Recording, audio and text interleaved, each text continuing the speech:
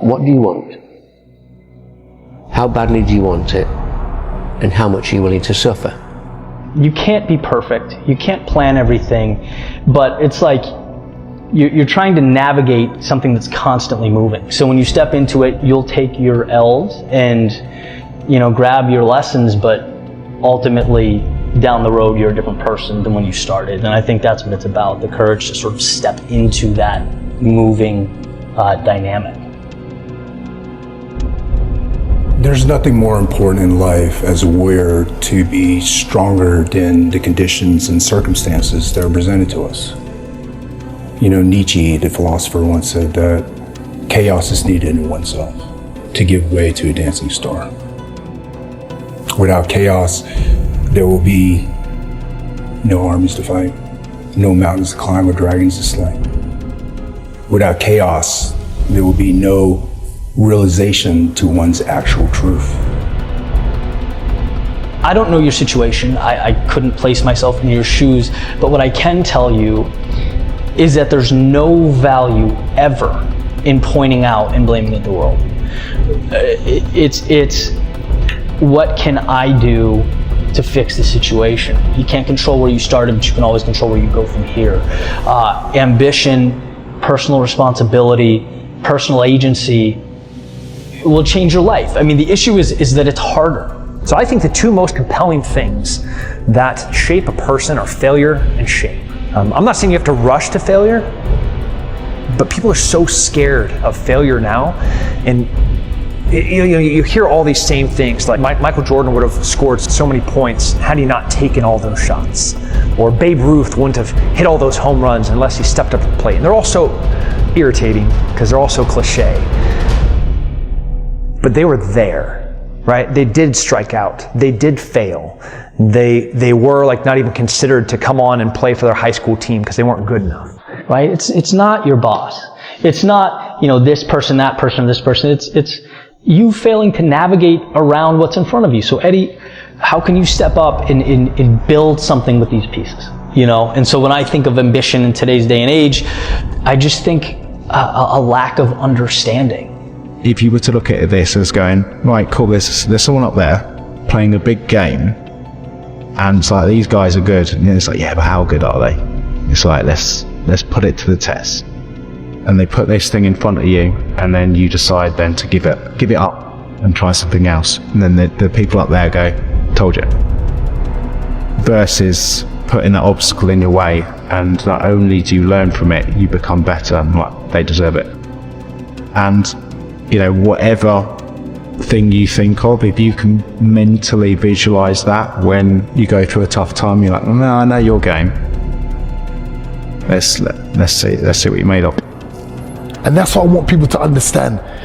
There's no one on the planet like you. No one. They ain't got your DNA. They ain't got your fingerprints. They haven't got your tone, the way you do things. They're not like you. So you can't decide to throw in the towel and get out the game of life. You can't do that. You're robbing us of what you've been given, what's hidden inside you. There's a hidden leader in all of us. There's gifts in all of us.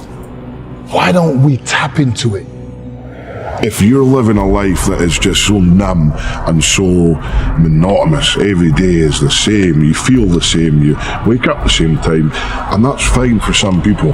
Don't get me wrong, that's fine for some people, but if people are saying they're depressed by that life, and you're not willing to try anything else, like, you're a maniac. It's not me that's a maniac for trying. Well, we make concessions. We stay in relationships we're not happy with because we don't think about it. Or we stay in situations we're not content with because we don't think about it. I always say, I was very blessed. I was very lucky in my childhood, but I didn't ask Eddie, what do you want out of life until 23, 24? I just never, I don't even know how to articulate, I just never thought about that. I saw that freedom as a luxury, not something that's obtainable that I could and should go after. And it got to the point where, I was with one of my buddies, we're driving to work, and we're joking around about a flat tire. We're like, gotta be awesome if we got a flat tire and pulled us off the road here, we could be 2 hours late to work. And it's like light bulb moment. What are you doing? This is not the way to live. Your want and need and desire to achieve your goal has to be stronger than everything else that comes against you, that said this is better than what you've currently got. And to get what you want, you're gonna have to go through this pain, these feelings of disgust and giving up. You have to be naive to start and stubborn to finish. And anything that you go into, if you knew how much work was involved and how much sacrifice you had to make, if someone went down and go, here's what's going to happen to you in the next 10 years if you decide to take this journey, you'd probably take one look at that book and go, shit. And it's so true. And that's where, when I think about obstacles, when I think about things that you need to build up, you've just got to go into it with a level of naivety.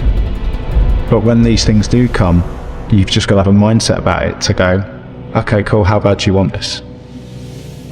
And I always think that when this is difficult, I remind myself, if this is difficult, then it's worth doing, because most people at this stage would have given up. So if you don't, you're going to get rewarded eventually by this. Anything that you're going to do, if it's hard, if it's difficult, if there's going to be a lot of resistance in doing it, if your goal isn't as substantial as the resistance that you're going to meet, it's going to be hard to persevere through that resistance without a really good reason, without a really good goal that means a lot to you. It's going to be hard to do that, because you're really, for long term, you're really changing your life. What do you want? How badly do you want it? And how much are you willing to suffer? And very often, everything revolves around the first question, what do you want? Because a lot of people are unclear what they want from life. They don't sit down and think through.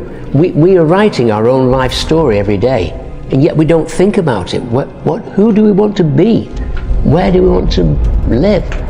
What life do we want to lead? When we've finished our life, come to the end of our life and look back, what do we want to say that we've done? So, what do you want is a very powerful question. If I have a thought, and the thought is, that's really hard, I would shut down before, and now I'm way more apt to say, no, you had the thought, you then thought it was going to be really hard, go do that. Go try it. Fail. Samuel Beckett has my favorite quote, ever tried, ever failed, no matter. Try again, fail better. So just this idea, like, it's okay to not be great at something. Like when we go through a situation and circumstance, it's easy to step back and think, man, I just went through this and it's just my experience. I firmly believe when we go through things, it's for us to deal with it, get over it, and reach back over the hill to help another person. And a lot of times, like you said, when you're trying to work through it, you think, man, how can I help somebody? And I'm trying to get through it myself, right? And that's a great perspective, right? But when you get through it, right, maybe you can't help them when you're in the midst of it because you're processing it. But when you get over the hill, I think it's important and I think it's vital that you reach back over the hill and help somebody that may be going through a similar situation, and you can share your values and principles with them, because that experience that we go through and we deal with, it's not just for us. I consume so much, right? And it's awesome. Audiobooks, podcasts, all the time, to the point where I'm in the shower, I have an audiobook going, I'm waking up, I'm listening to a speech, and it's very easy to just forget to be alone with yourself. And so I started to make a point to go on these walks where it's just you and your thoughts, right? Not even music. And it's the best time you can have. It really is. One, because it trains you to just remove yourself from the digital space that we're entrapped in a lot of ways, but there's this clarity that we don't find in our day-to-day. You can ask yourself, some of the questions that we were just discussing. You can think about strategically what you're doing, where you're going, maybe why you're going there.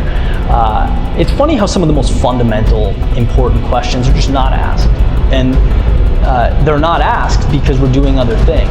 And it's like, you know, we're in the engine room, you know, on this ship, having no idea where in the horizon it's